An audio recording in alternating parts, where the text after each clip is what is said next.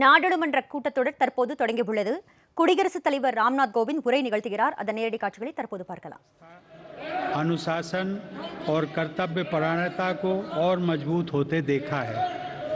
आज जब भारत अपनी आज़ादी के 75 वर्ष पर अमृत महोत्सव मना रहा है, तब प्रत्येक भारतवासी की यह संकल्प शक्ति भारत के उज्जवल भविष्य के लिए असीम विश्वास पैदा करती है। इसी विश्वास के साथ मैं संसद भवन के इस ऐतिहासिक सेंट्रल हॉल से प्रत्येक भारतवासी का अभिनंदन करता हूँ। मैं आज संसद के इस समवेत सत्र में देश के उन लाखों स्वाधीनता सेनानियों को नमन करता हूँ जिन्होंने अपने कर्तव्यों को सर्वोच्च प्राथमिकता दी और भारत को उसके अधिकार दिलाए। आज़ादी के इन 75 वर्षों में देश की विकास यात्रा में अपना योगदान देने वाले सभी महानुभावों का भी मैं श्रद्धापूर्वक स्मरण करता हूँ। अमृत महोत्सव के इस कालखंड में देश की महान विभूतियों से जुड़े विशेष अवसर भी सभी देशवासियों को प्रेरणा दे रहे हैं। गुरु तेग बहादुर जी का 400वां प्रकाश वर्ष पर्व, श्री अरविंदो की 150वीं जन्म जयंती, V.O. चिदम्बरम पिल्लई का 150वां जन्म वर्ष और नेताजी सुभाष चंद्र बोस की 125वीं जन्म जयंती जैसे पुण्य अवसरों को मेरी सरकार पूरी भव्यता के साथ मना रही है। सरकार ने इस वर्ष से गणतंत्र दिवस समारोह को नेताजी की जयंती पर 23 जनवरी से ही मनाने की शुरुआत की है। मेरी सरकार मानती है कि अतीत को याद रखना तथा उससे सीख लेना देश के सुरक्षित भविष्य के लिए बहुत ही जरूरी है। साहिबजादों के बलिदान की स्मृति में 26 दिसंबर को वीर बाल दिवस की घोषणा एवं 14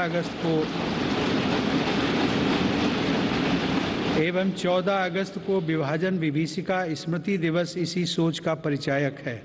सरकार ने भगवान बिरसा मुंडा को श्रद्धांजलि स्वरूप उनके जन्म दिवस 15 नवंबर को जनजातीय गौरव दिवस के रूप में मनाने का भी निर्णय लिया। माननीय सदस्यगण, आज़ादी का अमृत महोत्सव हम सभी भारतीयों के लिए अगले 25 वर्षों के संकल्पों को आकार देने का पवित्र अवसर है। मेरी सरकार सबका साथ, सबका विकास, सबका विश्वास और सबका प्रयास के मंत्र पर चलते हुए अगले 25 वर्षों के लिए मजबूत बुनियाद पर तेजी से काम कर रही है। इस बुनियाद का सबसे महत्वपूर्ण संकल्प एक सर्वसमावेशी, सर्वहितकारी, सशक्त भारत का निर्माण और देश की आत्मनिर्भरता है। कोरोना के इस कठिन समय की चुनौतियों ने देशवासियों को अपने लक्ष्यों को जल्द से जल्द प्राप्त करने के लिए प्रेरित किया है। माननीय सदस्यगण, कोरोना महामारी ने पूरी दुनिया को प्रभावित किया है और भारत में भी हमारे बहुत से अपनों को हमसे छीना है। इन परिस्थितियों में केंद्र से लेकर राज्यों तक हमारी सभी सरकारों, स्थानीय शासन और प्रशासन, हमारे डॉक्टर्स, नर्सेज और हेल्थ वर्कर्स, हमारे वैज्ञानिकों और उद्यमियों सभी ने एक टीम के रूप में काम किया है। सरकार और नागरिकों के बीच यह परस्पर विश्वास, समन्वय और सहयोग लोकतंत्र की ताकत का अभूतपूर्व उदाहरण है। इसके लिए मैं देश के प्रत्येक हेल्थ और फ्रंट लाइन वर्कर का, हर देशवासी का अभिनंदन करता हूँ। कोविड-19 के खिलाफ इस लड़ाई में भारत के सामर्थ्य का प्रमाण कोविड वैक्सीनेशन प्रोग्राम में नजर आया है। हमने 1 साल से भी कम समय में 150 करोड़ से भी ज़्यादा वैक्सीन डोज लगाने का रिकॉर्ड पार किया है। आज हम पूरी दुनिया में सबसे ज़्यादा वैक्सीन डोज देने वाले अग्रणी देशों में से एक हैं। इस अभियान की सफलता ने देश को एक ऐसा रक्षा कवच दिया है जिससे हमारे नागरिकों की सुरक्षा भी बढ़ी है और उनका मनोबल भी बढ़ा है। आज देश में 90% से अधिक वयस्क नागरिकों को टीके की 1 डोज मिल चुकी है, जबकि 70% से अधिक लोग दोनों डोज ले चुके हैं।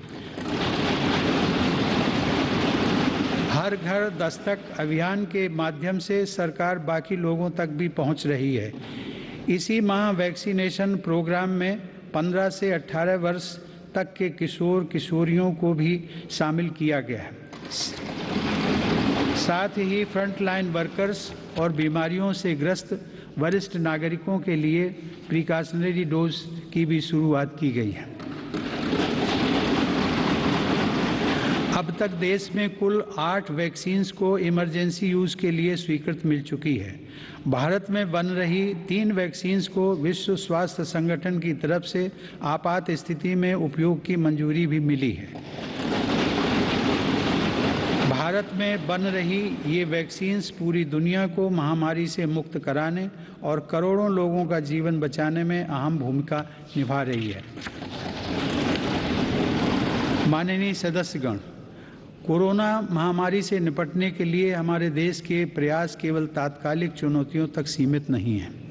इसीलिए मेरी सरकार ऐसे दूरदर्शी समाधान तैयार कर रही है जो भविष्य के लिए भी प्रभावी और उपयोगी रहें। सरकार द्वारा 64,000 करोड़ रुपए की लागत से शुरू किया गया प्रधानमंत्री Ayushman Bharat health infrastructure mission इसका एक सराहनीय उदाहरण है। इससे न केवल वर्तमान की स्वास्थ्य संबंधी जरूरतों को पूरा करने में मदद मिलेगी, बल्कि आने वाले संकटों के लिए भी देश को तैयार किया जा सकेगा।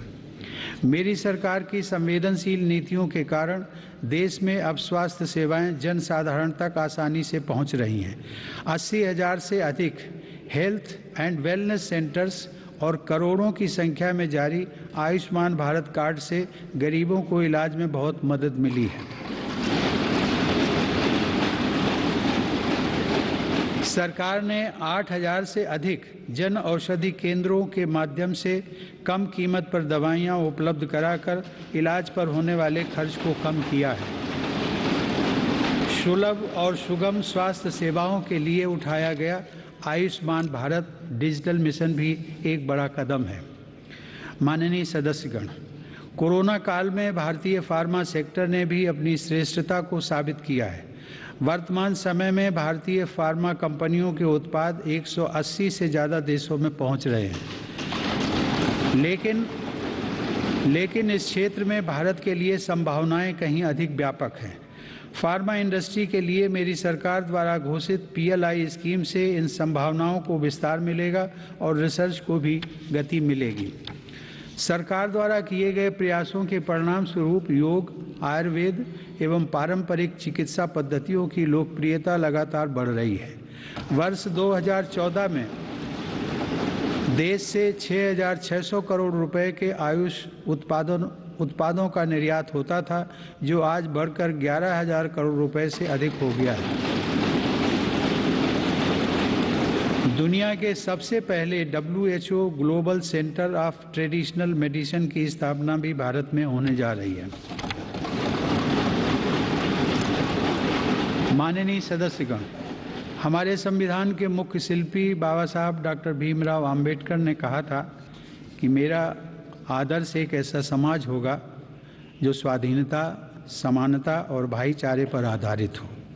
प्रजातंत्र सरकार का एक स्वरूप मात्र नहीं है। प्रजातंत्र का मूल है अपने साथियों के प्रति आदर और सम्मान की भावना।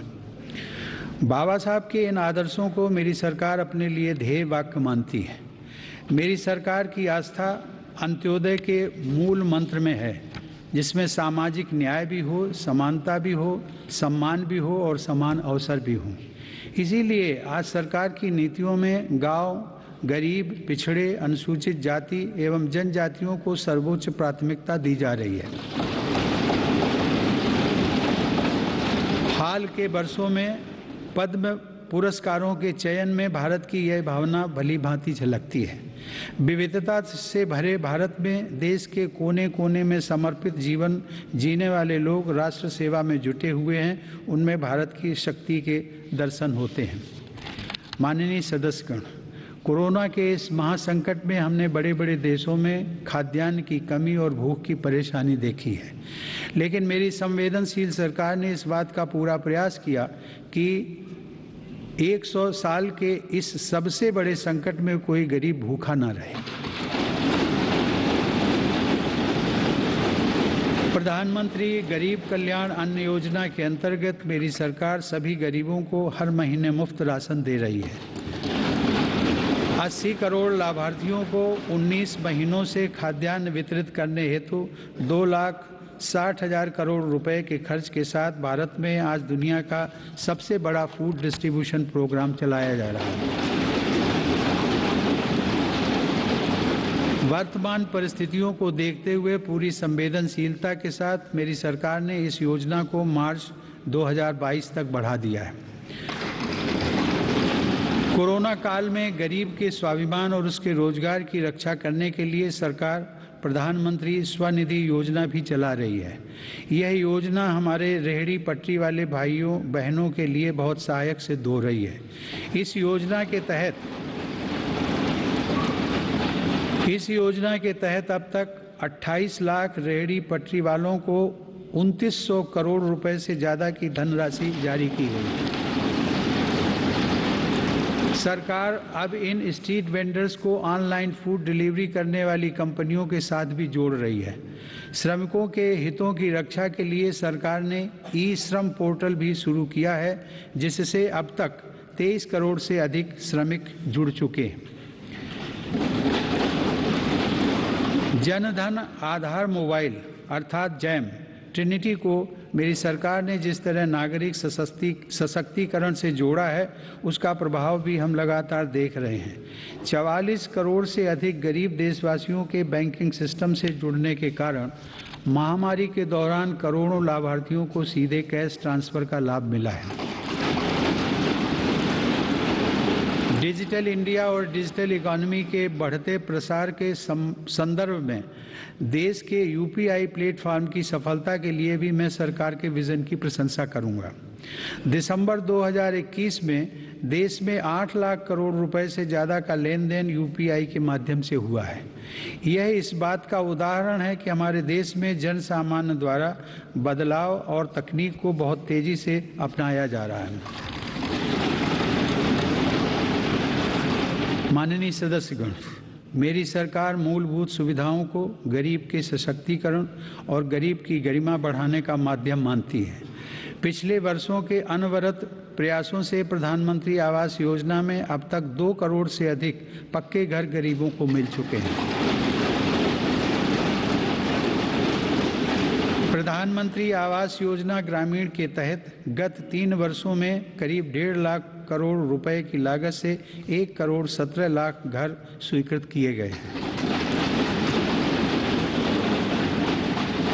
हर घर जल पहुंचाने के उद्देश्य से शुरू किए गए जल जीवन मिशन ने लोगों के जीवन में बड़ा बदलाव लाना शुरू कर दिया है। महामारी की बाधाओं के बावजूद करीब 6 करोड़ ग्रामीण घरों को पेयजल के कनेक्शन से जोड़ा गया है। इसका बहुत बड़ा लाभ हमारे गांव की महिलाओं, बहनों, बेटियों को हुआ है। ग्रामीण क्षेत्रों में लोगों को उनकी संपत्ति के दस्तावेज देने के लिए शुरू की गई स्वामित्व योजना भी एक असाधारण प्रयास है। इस योजना के तहत अब तक 27,000 गाँवों में 40 लाख से अधिक प्रॉपर्टी कार्ड दिए जा चुके हैं। ये प्रॉपर्टी कार्ड न केवल विवादों को रोकने में सहायक हैं, बल्कि गांव के लोगों को बैंकों से मदद मिलना भी आसान हो रहा है। माननीय सदस्यगण, मेरी सरकार ग्रामीण अर्थव्यवस्था और देश के किसानों को सशक्त बनाने के लिए निरंतर काम कर रही है। वैश्विक महामारी के बावजूद साल 2020-21 में हमारे किसानों ने 30 करोड़ टन से अधिक खाद्यान्न और 33 करोड़ टन से अधिक बागवानी उत्पादों की पैदावार की। सरकार ने रिकॉर्ड उत्पादन को ध्यान में रखते हुए रिकॉर्ड सरकारी खरीद की है।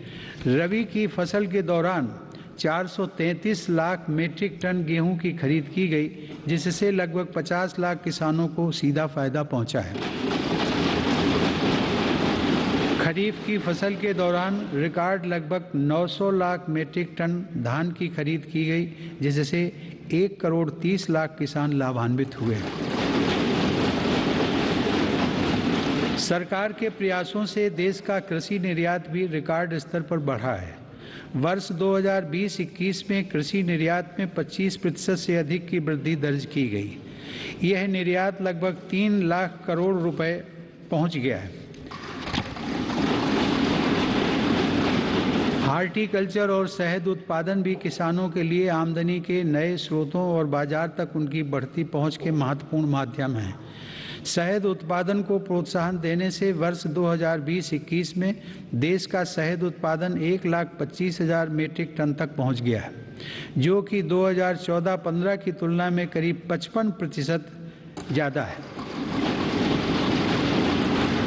2014-15 की तुलना में शहद की निर्यात मात्रा में भी 102% से ज़्यादा की वृद्धि दर्ज की गई है। किसानों को उनकी फसल के अधिक दाम मिले, इसके लिए उनके उत्पादों का सही बाजार तक पहुंचना जरूरी होता है। इस दिशा में सरकार ने किसान रेल सेवा शुरू करते हुए किसानों के लिए खुशहाली के नए रास्ते खोलने का काम किया है।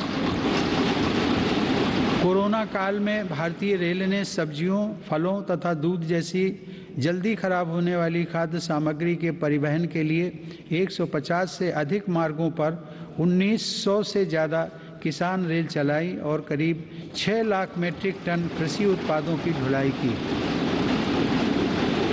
यह इस बात का उदाहरण है कि अगर सोच नई हो तो पुराने संसाधनों से भी नए रास्ते बनाए जा सकते हैं। माननीय सदस्यगण, कृषि क्षेत्र में देश की सतत सफलता और बढ़ते सामर्थ्य का सबसे बड़ा श्रेय मैं देश के छोटे किसानों को देना चाहता हूँ।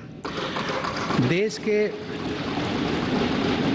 के 80% किसान छोटे किसान ही हैं, जिनके हितों को मेरी सरकार ने हमेशा केंद्र में रखा है। प्रधानमंत्री किसान सम्मान निधि के माध्यम से 11 करोड़ से अधिक किसान परिवारों को 1,80,000 करोड़ रुपए दिए गए हैं। इस निवेश से कृषि क्षेत्र में आज बड़े बदलाव दिखाई दे रहे हैं। फसल बीमा योजना में नए बदलावों का लाभ भी देश के छोटे किसानों को हुआ है। इन बदलावों के बाद से अब तक 8 करोड़ से अधिक किसानों को मुआवजा के तौर पर 1 लाख करोड़ रुपए से ज़्यादा की राशि दी जा चुकी है। खेतों के नज़दीक जरूरी इंफ्रास्ट्रक्चर को विकसित करने के लिए भी मेरी सरकार अभूतपूर्व स्तर पर निवेश कर रही है। 1 लाख करोड़ रुपए के कृषि इंफ्रास्ट्रक्चर फंड के अंतर्गत हजारों परियोजनाओं को मंजूरी दी गई है। मेरी सरकार ने खाद्य तेल में आत्मनिर्भरता को ध्यान में रखते हुए 11,000 करोड़ रुपए की लागत से national mission on edible oil palm की शुरुआत भी की है। सरकार ऑर्गेनिक खेती, प्राकृतिक खेती और क्रॉप डाइवर्सिफिकेशन जैसे विशेष प्रयास भी कर रही है। यह आप सभी की जानकारी में है कि संयुक्त राष्ट्र ने वर्ष 2023 को इंटरनेशनल ईयर ऑफ मिलेट्स के रूप में घोषित किया है। मेरी सरकार इंटरनेशनल ईयर ऑफ मिलेट्स को देश के किसानों, self help groups, FPOs, food industry और जन सामान्य के साथ मिलकर व्यापक स्तर पर मनाएगी। मेरी सरकार वर्षा जल संरक्षण के लिए भी गंभीरता से काम कर रही है। देश में रेन वाटर हार्वेस्टिंग इंफ्रास्ट्रक्चर के निर्माण और पारंपरिक जल स्रोतों के जीर्णोद्धार के लिए विशेष अभियान चलाए जा रहे हैं। प्रधानमंत्री कृषि सिंचाई योजना के तहत विभिन्न परियोजनाओं और अटल भू जल योजना की मदद से देश में 64 लाख हेक्टेयर सिंचाई क्षमता विकसित की गई है। नदियों को आपस में जोड़ने की योजनाओं पर भी सरकार ने काम आगे बढ़ाया है। हाल ही में 45,000 करोड़ रुपए की लागत से पूरी होने वाली केन बेतवा लिंक परियोजना को भी स्वीकृति दी गई है। यह परियोजना बुंदेलखंड में पानी की चुनौतियों को समाप्त करने में सहायक होगी। माननीय सदस्यगण, ग्रामीण अर्थव्यवस्था को गति देने में महिलाओं की भूमिका अधिक विस्तृत होती जा रही है। 2021-22 में 28 लाख सेल्फ हेल्प ग्रुप्स को बैंकों की तरफ से 65,000 करोड़ रुपए की मदद दी गई है। यह राशि 2014-15 की तुलना में 4 गुना अधिक है। सरकार ने हजारों महिला सेल्फ हेल्प ग्रुप्स के सदस्यों को ट्रेनिंग देकर उन्हें बैंकिंग सखी के रूप में भागीदार भी बनाया है। ये महिलाएं ग्रामीण क्षेत्रों में बैंकिंग सेवाओं को घर घर तक पहुंचाने का माध्यम बन रही हैं। महिला सशक्तिकरण मेरी सरकार की उच्च प्राथमिकताओं में से एक है। उज्ज्वला योजना की सफलता के हम सभी साक्षी हैं। मुद्रा योजना के माध्यम से हमारे देश की माताओं बहनों की उद्यमिता और कौशल को बढ़ावा मिला है। बेटी बचाओ बेटी पढ़ाओ पहल से अनेक सकारात्मक परिणाम सामने आए हैं और स्कूलों में प्रवेश लेने वाली बेटियों की संख्या में उत्साहजनक वृद्धि हुई है। बेटे बेटी को समानता का दर्जा देते हुए मेरी सरकार ने महिलाओं के विवाह के लिए न्यूनतम आय को 18 वर्ष से बढ़ाकर पुरुषों के समान 21 वर्ष करने का विधेयक भी संसद में प्रस्तुत किया है। सरकार ने 3 तलाक को कानूनन अपराध घोषित कर समाज को इस कुप्रथा से मुक्त करने की शुरुआत की है। मुस्लिम महिलाओं पर केवल मेहरम के साथ ही हज यात्रा करने जैसे प्रतिबंधों को भी हटाया गया है। वर्ष 2014 से पूर्व अल्पसंख्यक वर्ग के लगभग 3 करोड़ विद्यार्थियों को छात्रवृत्तियां दी गई थी, जबकि मेरी सरकार ने वर्ष 2014 से अब तक ऐसे 4.5 करोड़ से अधिक विद्यार्थियों को छात्रवृत्तियां प्रदान की। इससे मुस्लिम बालिकाओं के स्कूल छोड़ने की दर में महत्वपूर्ण कमी दर्ज की गई है तथा उनके प्रवेश में वृद्धि देखी गई है। देश की बेटियों में सीखने की क्षमता को बढ़ावा देने के लिए राष्ट्रीय शिक्षा नीति में जेंडर इंक्लूजन फंड का भी प्रावधान किया गया है। यह हर्ष की बात है कि मौजूदा सभी 33 सैनिक स्कूलों ने बालिकाओं को प्रवेश देना शुरू कर दिया है। सरकार ने राष्ट्रीय रक्षा अकादमी में भी महिला कैडेट्स के प्रवेश को मंजूरी दी है। महिला कैडेट्स का पहला बैच एनडीए में जून 2022 में प्रवेश करेगा। मेरी सरकार के नीतिगत निर्णय और प्रोत्साहन से विभिन्न पुलिस बलों में महिला पुलिसकर्मियों की संख्या में 2014 के मुकाबले दोगुनी से ज़्यादा बढ़ोतरी हो चुकी है। माननीय सदस्यगण, महान संत तिरुवल्लुवर ने कहा था, कक्कर्क कसड्डर कर्प वई कट्रपिन निकर्क अद्दकर्क तगह। अर्थात एक व्यक्ति जो कुछ भी सीखता है वह उसके आचरण में दिखाई देता है। आत्मनिर्भर भारत के संकल्प व सामर्थ्य को आकार देने के लिए मेरी सरकार देश में नई राष्ट्रीय शिक्षा नीति लागू कर रही है। राष्ट्रीय शिक्षा नीति के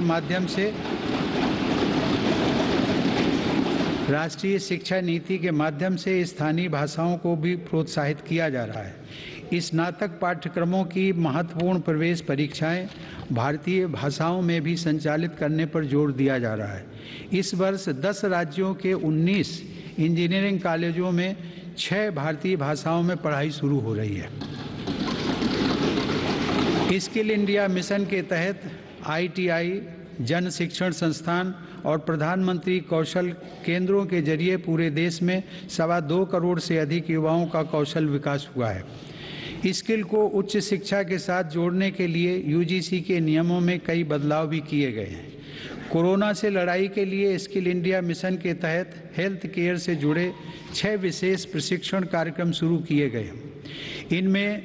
इनसे हेल्थ केयर सेक्टर को मदद मिल रही है। सरकार द्वारा जनजातीय युवाओं की शिक्षा के लिए हर आदिवासी बहुल ब्लॉक तथा एकलव्य आवासीय मॉडल स्कूल के विस्तार का काम किया जा रहा है। ये स्कूल लगभग 3.5 लाख जनजातीय युवाओं को सशक्त बनाएंगे।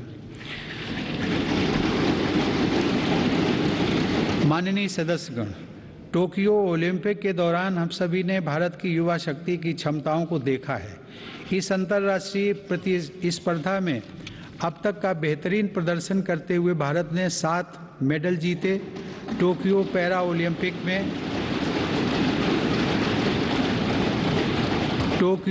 ओलंपिक में भी भारतीय पैरा एथलीटों ने 19 पदक जीतकर रिकॉर्ड कायम किया।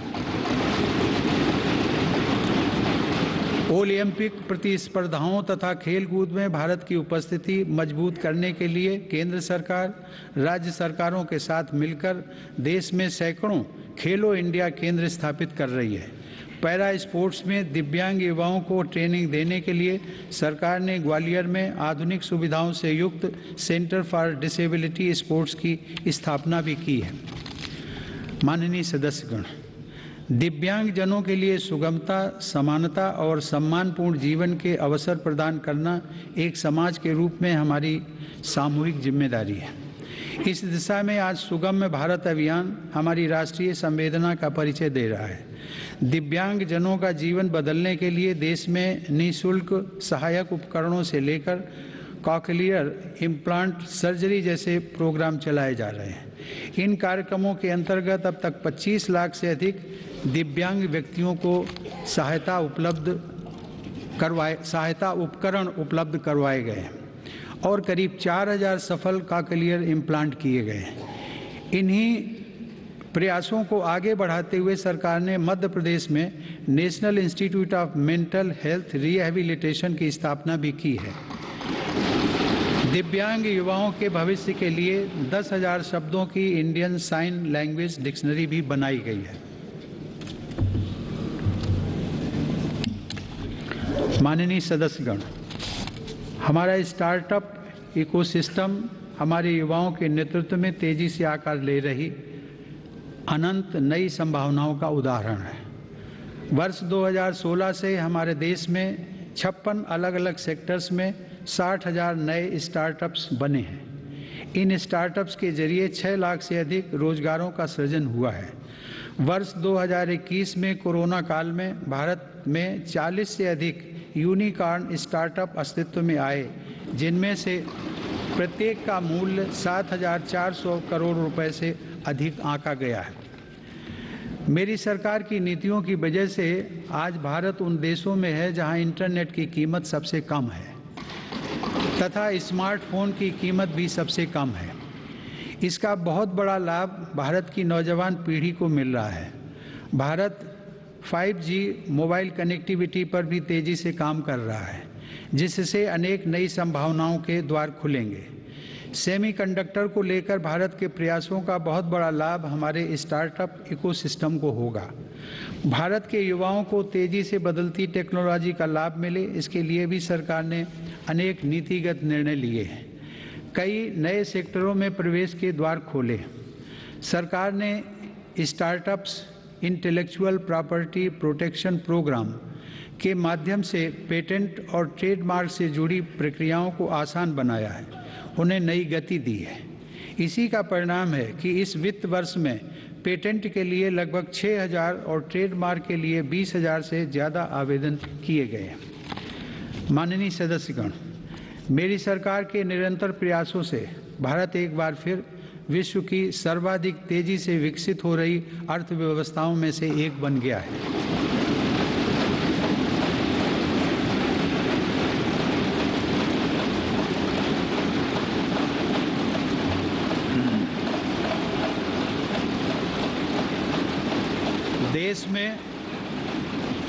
देश में जीएसटी कलेक्शन पिछले कई महीनों से निरंतर 1 लाख करोड़ रुपए से ऊपर बना हुआ है।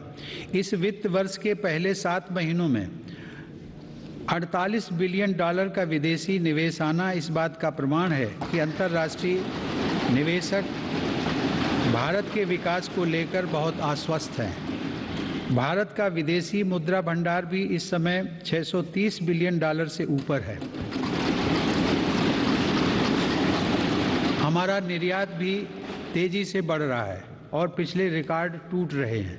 2021 में अप्रैल से दिसंबर के दौरान भारत का गुड्स निर्यात लगभग 300 बिलियन डॉलर यानी 22 लाख करोड़ रुपए से अधिक रहा है, जो कि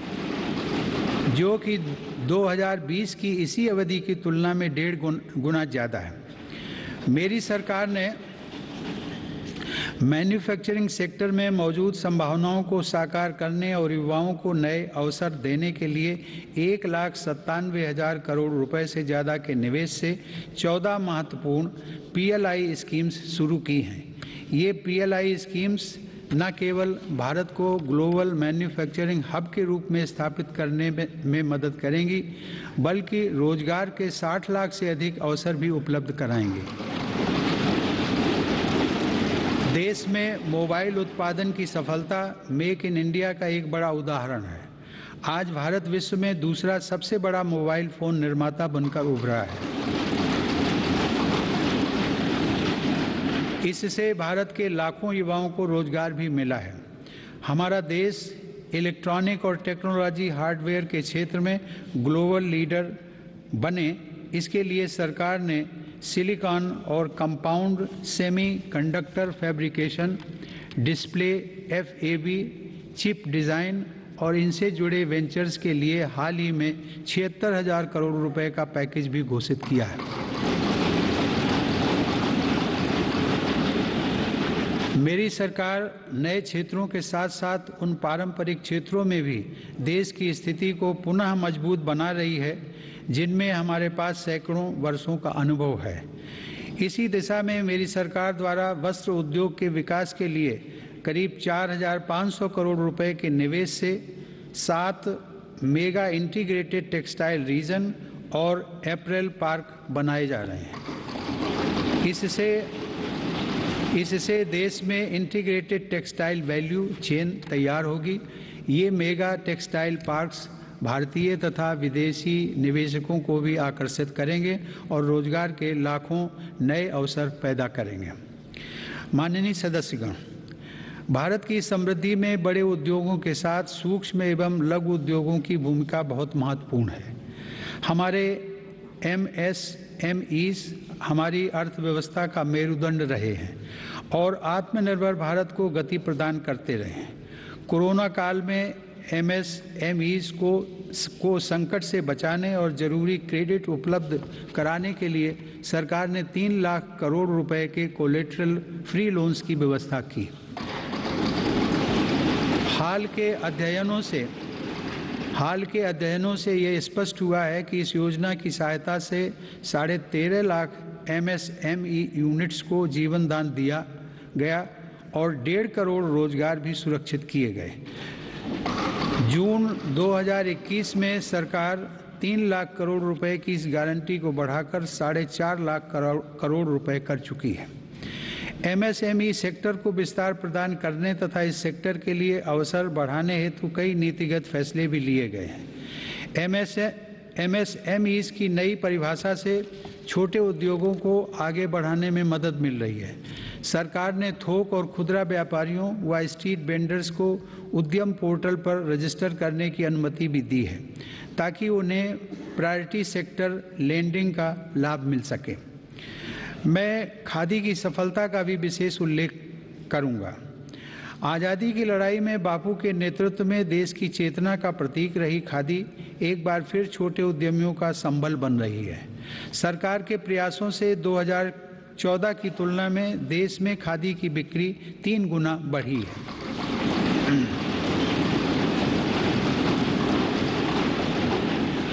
माननीय सदस्यगण, किसी भी देश के विकास का आधार वहाँ का इंफ्रास्ट्रक्चर होता है। मेरी सरकार की दृष्टि में इंफ्रास्ट्रक्चर सामाजिक असमानता को पाटने वाला सेतु भी है। इंफ्रास्ट्रक्चर पर होने वाले निवेश से न केवल लाखों नए रोजगार पैदा होते हैं बल्कि इसका एक गुणात्मक प्रभाव भी होता है। इससे व्यापार करना सुगम होता है, परिवहन की गति बढ़ती है और हर सेक्टर में आर्थिक गतिविधियों में वृद्धि होती है।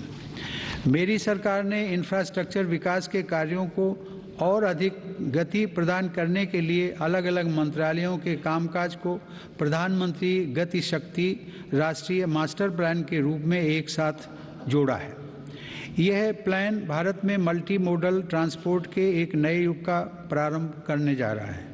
भविष्य के भारत में रेलवेज, हाईवेज और एयरवेज अलग अलग और अलग थलग इंफ्रास्ट्रक्चर नहीं होंगे बल्कि एक देश के एकजुट संसाधन के तौर पर काम करेंगे। ग्रामीण क्षेत्रों में सड़कों, संसाधनों और इंफ्रास्ट्रक्चर के निर्माण से देश की उन संभावनाओं को उड़ान मिल रही है जो दशकों से उपेक्षित पड़ी थी। प्रधानमंत्री ग्राम सड़क योजना की उपलब्धियां गर्व करने योग्य हैं। वर्ष 2020-21 में ग्रामीण इलाकों में 100 किलोमीटर प्रतिदिन से अधिक की रफ्तार से 36,500 किलोमीटर सड़कें बनाई गई हैं और हजारों रिहायशी क्षेत्रों को ऑल वेदर रोड कनेक्टिविटी से जोड़ा गया है। आज देश के नेशनल हाईवेज भी पूरब से पश्चिम और उत्तर से दक्षिण पूरे देश को एक साथ जोड़ रहे हैं। मार्च 2014 में हमारे देश में राष्ट्रीय राजमार्गों की कुल लंबाई 90,000 किलोमीटर थी, जबकि आज उनकी लंबाई बढ़कर 1,40,000 किलोमीटर से अधिक हो गई है। भारतमाला परियोजना के अंतर्गत लगभग 6 लाख करोड़ रुपए की लागत से 20,000 किलोमीटर से अधिक लंबाई के राजमार्गों पर काम किया जा रहा है। इनमें 23 ग्रीन एक्सप्रेसवेज और ग्रीन फील्ड कॉरिडोर्स का विकास भी शामिल है। दिल्ली मुंबई एक्सप्रेस वे भी पूरा होने के करीब है, जो कि भारत का सबसे लंबा और सबसे तेज एक्सप्रेस वे होगा। मेरी सरकार को पंढरपुर तीर्थ को जोड़ने वाले संत ज्ञानेश्वर मार्ग और संत तुकाराम पालकी मार्ग के चौड़ीकरण का काम शुरू करने का सौभाग्य भी मिला है। देश में आधुनिक इंफ्रास्ट्रक्चर के विकास से आज जहां एक ओर विकास के नए रास्ते खुल रहे हैं, तो वहीं दूसरी ओर इससे देश की सुरक्षा को भी नई ताकत मिल रही है। बॉर्डर रोड्स ऑर्गेनाइजेशन (BRO) ने लद्दाख में उमलिंग ला दर्रा पर 19,000 फीट की ऊंचाई पर विश्व की सबसे ऊंची परिवहन योग्य सड़क का निर्माण किया है। लद्दाख के देमचोक, उत्तराखंड के जोलिंगकोंग और अरुणाचल प्रदेश के हुरी जैसे सर्वाधिक दूरस्थ गांवों को भी आधुनिक सड़कों से जोड़ा गया है। मेरी सरकार भारतीय रेलवे का भी तेज गति से आधुनिकीकरण कर रही है। नई वंदे भारत ट्रेनें तथा नए विस्टाडोम कोच भारतीय रेल की आभा में वृद्धि कर रहे हैं। बीते 7 वर्षों में 24,000 किलोमीटर रेलवे रूट का विद्युतीकरण हुआ है। नई रेलवे लाइंस बिछाने और दोहरीकरण का काम भी तेज गति से जारी है। गुजरात में गांधीनगर रेलवे स्टेशन और मध्य प्रदेश में रानी कमलापति रेलवे स्टेशन आज आधुनिक भारत की नई तस्वीर के रूप में सामने आए हैं। कश्मीर में चिनाब नदी पर निर्मित हो रहा रेलवे आर्च ब्रिज आकर्षण का केंद्र बन रहा है। मेरी सरकार ने गरीब और मध्यम वर्ग का जीवन आसान बनाने के लिए पब्लिक ट्रांसपोर्ट की सुविधा बढ़ाने में भी असाधारण काम किया है। देश में 11 नई मेट्रो लाइंस पर सेवाएं शुरू की गई हैं, जिनका लाभ 8 राज्यों में लाखों लोगों को हर दिन मिल रहा है। भारत आज दुनिया के 4 सबसे बड़े ड्राइवरलेस ट्रेन नेटवर्क वाले देशों में भी शामिल हो गया है। हमने देश में इंडिजिनस ऑटोमेटिक ट्रेन सिस्टम भी विकसित किया है, जो कि मेक इन इंडिया की बढ़ती क्षमता का प्रतीक है। सरकार ने देश में 21 ग्रीन फील्ड एयरपोर्ट्स के निर्माण के लिए भी मंजूरी दी है। इनमें से देश का सबसे बड़ा एयरपोर्ट उत्तर प्रदेश के गौतम बुद्ध नगर जिले में बन रहा है। देश के महत्वपूर्ण कारोबारी क्षेत्रों को बंदरगाहों से जोड़ने के लिए सागरमाला कार्यक्रम के अंतर्गत 80 से अधिक कनेक्टिविटी परियोजनाओं पर भी काम हो रहा है। अब तक 24 राज्यों में 5 मौजूदा राष्ट्रीय जलमार्गों और 106 नए जलमार्गों सहित कुल 111 जलमार्गों को राष्ट्रीय जलमार्ग घोषित किया गया है। इनमें से 23 जलमार्गों के जरिए माल परिवहन भी हो सकेगा। आधुनिक इंफ्रास्ट्रक्चर की दिशा में सरकार द्वारा 27,000 सर्किट किलोमीटर से ज़्यादा ट्रांसमिशन लाइंस भी बिछाई गई हैं। माननीय सदस्यगण, बीते समय में हमने देश में आत्मनिर्भर भारत के नए संकल्प को ठोस आकार लेते देखा है। इस संकल्प को रिफॉर्म्स की ऊर्जा से तेज गति प्राप्त हो रही है। नए लेबर रिफॉर्म्स से लेकर बैंकिंग रिफॉर्म्स और इंसॉल्वेंसी एंड बैंक्रप्सी कोड तक सुधारों का यह क्रम बिना रुके अनवरत चल रहा है। विगत वर्ष केंद्र और राज्यों के अलग अलग विभागों में 26,000 से ज़्यादा कंप्लायंसेस की आवश्यकता को घटाया जा चुका है। देश में स्पेस को प्राइवेट सेक्टर के लिए खोलकर संभावनाओं का अनंत आकाश भी उपलब्ध करा दिया गया। पिछले साल भारत की अंतरिक्ष क्षमताओं को बढ़ाने के लिए इन स्पेस का गठन किया जाना ऐसा ही एक प्रमुख कदम है। तेजी से विकसित हो रही ड्रोन टेक्नोलॉजी और इससे जुड़ी संभावनाओं को लेकर भी मेरी सरकार सजग और सक्रिय है। इस दिशा में सरकार ने सिंप्लीफाइड ड्रोन रूल्स 2021 को अधिसूचित किया है और ड्रोन व ड्रोन कलपुर्जों के देश में निर्माण के लिए PLI योजना भी शुरू की है। इससे देश को भविष्य की इस महत्वपूर्ण टेक्नोलॉजी में अपनी स्थिति को मजबूत बनाने में मदद मिलेगी। माननीय सदस्यगण, मेरी सरकार देश की सुरक्षा के लिए दृढ़ संकल्पित होकर काम कर रही है। सरकार की नीतियों की वजह से डिफेंस सेक्टर में, विशेषकर रक्षा उत्पादन में देश की आत्मनिर्भरता लगातार बढ़ रही है। वर्ष 2020-21 में सैन्य बलों के आधुनिकीकरण के लिए जो भी स्वीकृतियां प्रदान की गईं, उनमें 87% उत्पादों में मेक इन इंडिया को प्राथमिकता दी गई।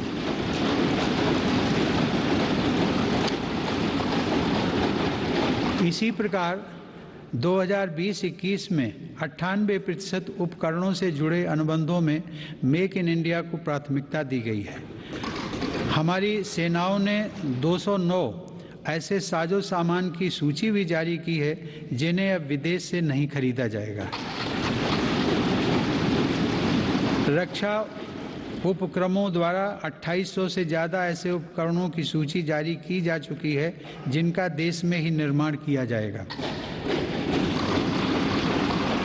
हिंदुस्तान एरोनॉटिक्स लिमिटेड के साथ 83 LCA तेजस फाइटर एयरक्राफ्ट के निर्माण हेतु अनुबंध किए गए हैं और त्रिपुरा के सतत विकास के लिए प्रतिबद्ध है। इन राज्यों में हर स्तर पर बुनियादी और आर्थिक अवसरों का विकास किया जा रहा है। रेल और हवाई कनेक्टिविटी जैसी सुविधाओं का सपना पूर्वोत्तर के लोगों के लिए अब साकार हो रहा है। यह देश के लिए गर्व का विषय है कि पूर्वोत्तर राज्यों की सभी राजधानियां मेरी सरकार के प्रयास से अब रेलवे के नक्शे पर आ रही हैं।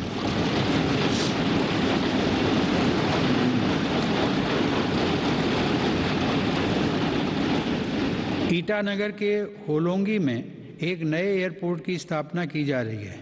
हाल ही में त्रिपुरा राज्य के महाराजा वीर विक्रम एयरपोर्ट में एक नया और आधुनिक टर्मिनल खोला गया है।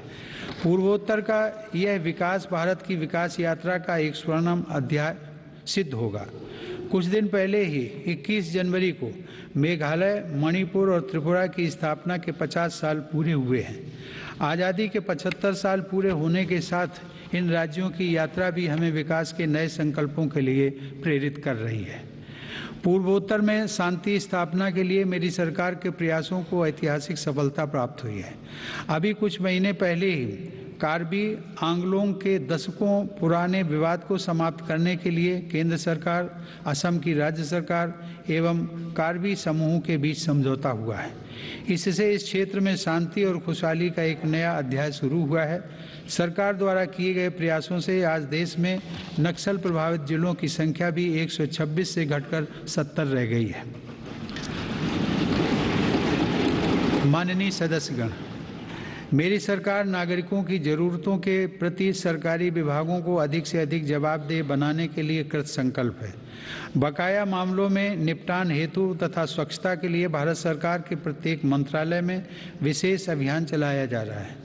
मिशन कर्मयोगी के अंतर्गत सिविल सर्वेंट्स की क्षमता बढ़ाने के लिए सरकार ने कैपेसिटी बिल्डिंग कमीशन की स्थापना की है।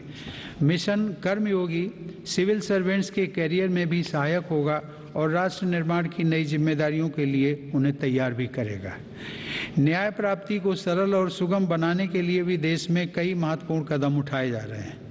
टेली लॉ प्रोग्राम के माध्यम से मुकदमों से पहले सलाह देने के लिए एक प्लेटफॉर्म का गठन किया गया है।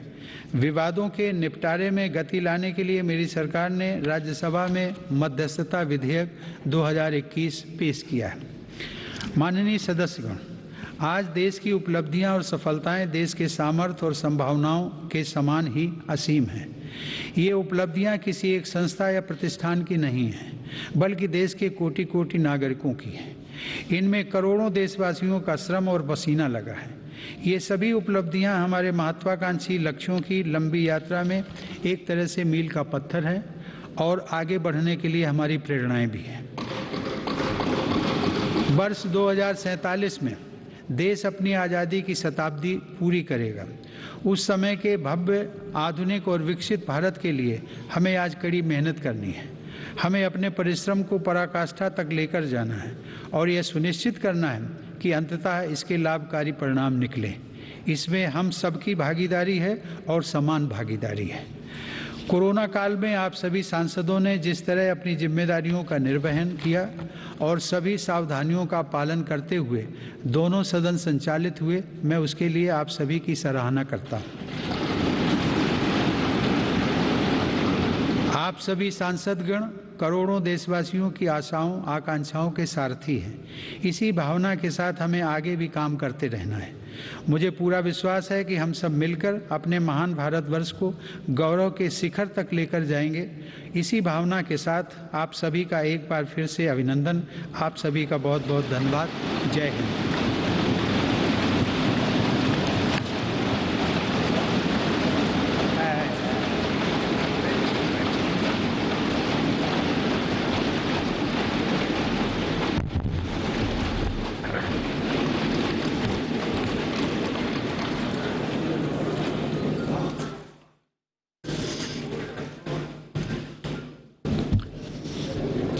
Honorable President Sri Ramnath Kovind ji, Honorable Prime Minister Sri Narendra Bhai Modi ji, Honorable Speaker Sri Om Birla ji, Honorable Members, Namaste. I wish to read a few paragraphs from the English version of the President's address to both the House of Parliament assembled together today, and the rest may be considered as read. Honorable members, we are in the third year of the pandemic caused by the coronavirus. In these years, people of India have displayed profound faith in the democratic values, discipline, and sense of responsibility. At a time when India is celebrating the Amrita Mahotsav